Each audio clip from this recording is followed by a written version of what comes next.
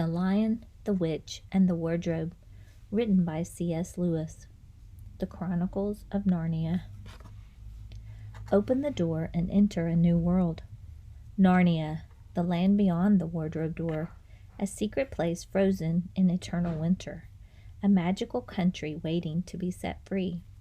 Lucy is the first to find the secret of the wardrobe in the professor's mysterious old house. At first, her brothers and sisters don't believe her when she tells them of her visit to the land of Narnia.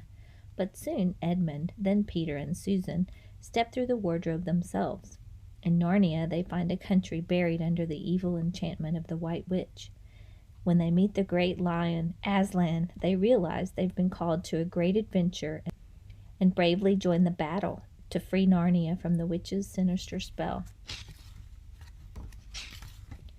The Chronicles of Narnia by C.S. Lewis, Book 2, The Lion, the Witch, and the Wardrobe, illustrated in color by Pauline Baynes. Narrated by Allison Davidson. Chapter 4, Turkish Delight. "But what are you?" said the Queen again. "Are you a great overgrown dwarf that has cut off its beard?" "No, your Majesty," said Edmund. "I never had a beard. I'm a boy." "A boy?" said she. "Do you mean you are a son of Adam?" Edmund stood still, saying nothing. He was too confused by this time to understand what the question meant. "I see you are an idiot, whatever else you may be," said the Queen. "Answer me once and for all, or I shall lose my patience. Are you human?" "Yes, your Majesty," said Edmund.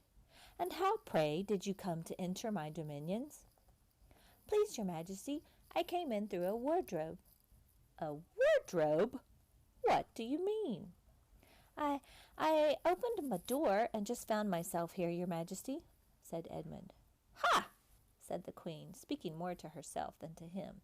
A door from the world of men. I have heard of such things. This may wreck all, but he is only one, and he is easily dealt with." As she spoke these words, she rose from her seat and looked Edmund full in the face, her eyes flaming. At the same moment she raised her wand. Edmund felt sure that she was going to do something dreadful, but he seemed unable to move. Then, just as he gave himself up for lost, she appeared to change her mind. "My poor child," she said in quite a different voice, "how cold you look!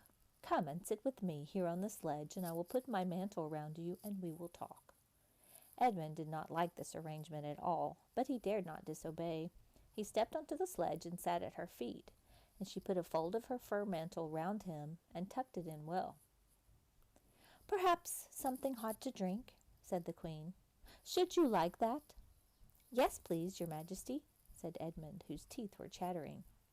The Queen took from somewhere among her wrappings a very small bottle which looked as if it were made of copper. Then, holding out her arm, she let one drop fall from it and onto the snow beside the sledge. Edmund saw the drop for a second in mid-air, shining like a diamond. But the moment it touched the snow, there was a hissing sound, and there stood a jeweled cup full of something that steamed. The dwarf immediately took this and handed it to Edmund with a bow and a smile. Not a very nice smile. Edmund felt much better as he began to sip the hot drink. It was something he had never tasted before, very sweet and foamy and creamy, and it warmed him right down to his toes. "It is dull, son of Adam, to drink without eating," said the Queen presently. "What would you like best to eat?" "Turkish Delight, please, your Majesty," said Edmund. The Queen let another drop fall from her bottle onto the snow, and instantly there appeared a round box tied with a green silk ribbon, which, when opened, turned out to contain several pounds of the best Turkish Delight. Each piece was sweet and light to the very center, and Edmund had never tasted anything more delicious. He was quite warm now and very comfortable. While he was eating, the Queen kept asking him questions. At first, Edmund tried to remember that it is rude to speak with one's mouth full, but soon he forgot all about this and thought only of trying to shovel down as much Turkish Delight as he could. And the more he ate, the more he wanted to eat, and he never asked himself why the Queen should be so inquisitive.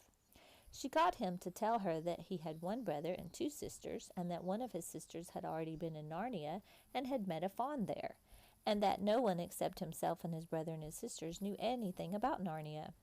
She seemed especially interested in the fact that there were four of them and kept on coming back to it.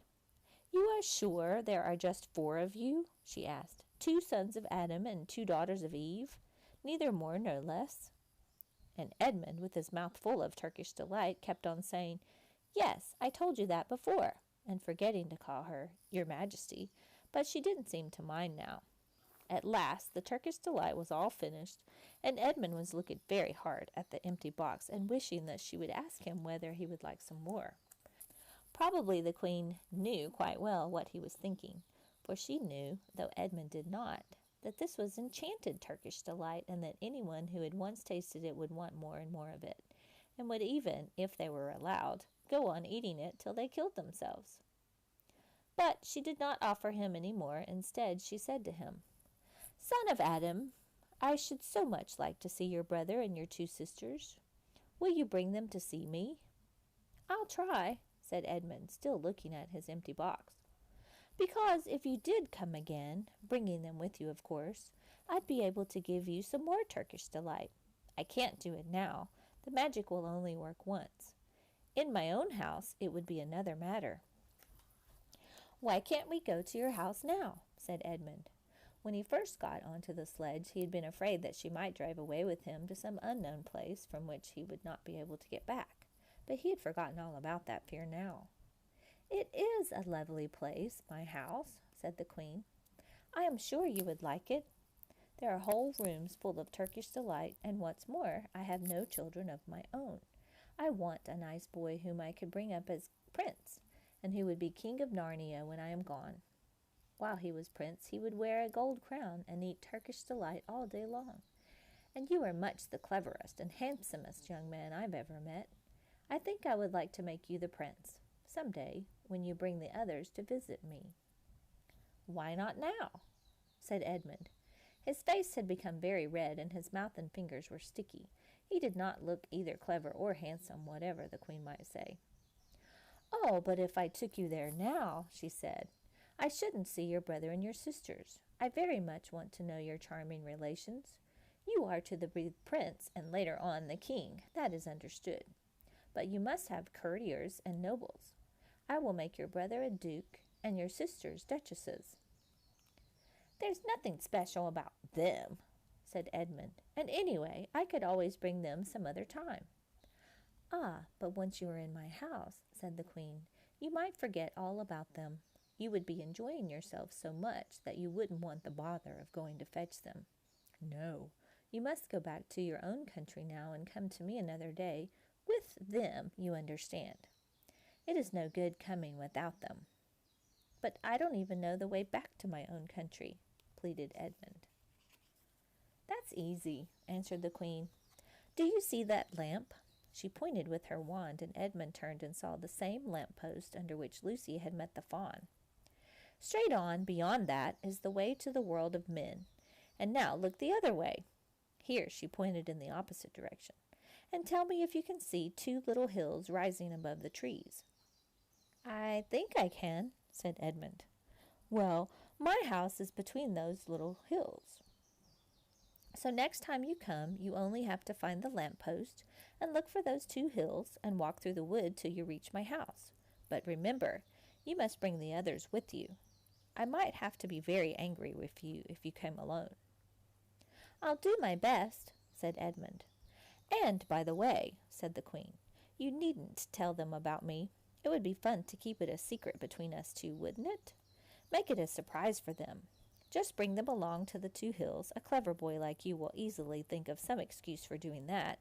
And when you come to my house, you could just say, 'Let's see who lives here,' or something like that. I am sure that would be best. If your sister has met one of the fawns, she may have heard strange stories about me, nasty stories that might make her afraid to come to me. Fawns will say anything, you know, and now—" "Please, please," said Edmund suddenly, "please couldn't I just have one piece of Turkish delight to eat on my way home?" "No, no," said the Queen with a laugh. "You must wait till next time. While she spoke, she signaled to the dwarf to drive on, but as the sledge swept away out of sight, the queen waved to Edmund, calling out, "Next time! Next time! Don't forget! Come soon!" Edmund was still staring after the sledge when he heard someone calling his own name, and looking round he saw Lucy coming toward him from another part of the wood. "Oh, Edmund!" she cried. "You've got in too! Isn't it wonderful? And now—" "All right," said Edmund. "I see you were right, and it is a magic wardrobe after all. I'll say I'm sorry if you like. But where on earth have you been all this time? I've been looking for you everywhere." "If I'd known you'd got in, I'd have waited for you," said Lucy, who was too happy and excited to notice how snappishly Edmund spoke or how flushed and strange his face was. "I've been having lunch with dear Mr. Tumnus, the fawn, and he's very well, and the White Witch has done nothing to him for letting me go, so he thinks she can't have found out, and perhaps everything is going to be right after all." "The White Witch?" said Edmund. "Who's she?" "She's a perfectly terrible person," said Lucy. "She calls herself the Queen of Narnia, though she has no right to be queen at all, and all of the fauns and dryads and naiads and dwarfs and animals, at least all the good ones, simply hate her. And she can turn people into stone and do all kinds of horrible things. And she has made a magic so that it's always winter in Narnia, always winter, but it never gets to Christmas. And she drives about on a sledge drawn by reindeer and her wand in her hand and a crown on her head." Edmund was already feeling uncomfortable from having eaten too many sweets, and when he heard that the lady he had made friends with was a dangerous witch, he felt even more uncomfortable. But he still wanted to taste that Turkish delight again more than he wanted anything else. "Who told you all that stuff about the White Witch?" he asked. "Mr. Tumnus, the fawn," said Lucy. "You can't always believe what fawns say," said Edmund, trying to sound as if he knew far more about them than Lucy. "Who said so?" asked Lucy. "Everyone knows it," said Edmund. "Ask anybody you like, but it's pretty poor sport standing here in the snow. Let's go home." "Yes, let's," said Lucy. "Oh, Edmund, I am glad you got in too. The others will have to believe in Narnia now that the both of us have been there. What fun it will be!" But Edmund secretly thought it would not be as good for him as for her. He would have to admit that Lucy had been right before all the others, and he felt sure the others would all be on the side of the fawns and the animals, but he was much more than half on the side of the witch. He did not know what he would say, or how he would keep it a secret once they're all talking about Narnia. By this time they had walked a good way. Then suddenly they felt coats around them instead of branches, and next moment they were both standing outside the wardrobe in the empty room. "I say," said Lucy, "you do look awful, Edmund. Don't you feel well?" "I'm all right," said Edmund, but this was not true. He was feeling very sick. "Come on, then," said Lucy. "Let's find the others. What a lot we shall have to tell them, and what wonderful adventures we shall have now that we're all in it together." Join us for Chapter 5, Back on the Side of This Door, from The Lion, the Witch, and the Wardrobe, written by C.S. Lewis. Narrated by Allison Davidson.